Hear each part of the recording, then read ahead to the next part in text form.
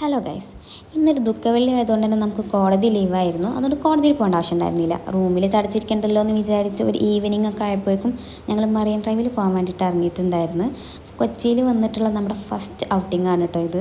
ഞങ്ങൾ രണ്ടുപേരും കൂടെ ഫോട്ടോസൊക്കെ എടുത്ത് പോകുമ്പോഴേക്കും ഞങ്ങളുടെ കൂടെ വന്ന ആൾക്കാരെ കാണാനില്ലായിരുന്നു.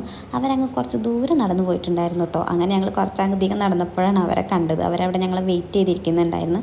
പിന്നെ അവരുടെ കയ്യിൽ കയറുന്ന ചീത്തൊക്കെ കേട്ടിട്ട് ഞങ്ങൾ അങ്ങോട്ട് നടന്നു. ഇതാണ് നമ്മുടെ കൂട്ടത്തിൽ ക്യൂട്ട്നെസ് വാരി വിതറുന്ന ചേച്ചി. അതിലൊരു കുറവും അവൾ വരുത്താറില്ല.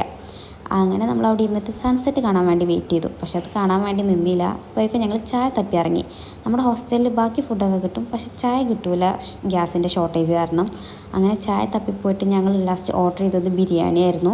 അവിടെയുള്ള റഹ്മത്ത് കയറിയിട്ടായിരുന്നു കേട്ടോ ഞങ്ങൾ ബിരിയാണി കഴിച്ചത്. നല്ല ടേസ്റ്റ് ഉണ്ടായിരുന്നു കേട്ടോ. പിന്നെ ഞങ്ങൾ ബസ് കയറിയിട്ട് തിരിച്ച് ഹോസ്റ്റലിലോട്ട് പോകും.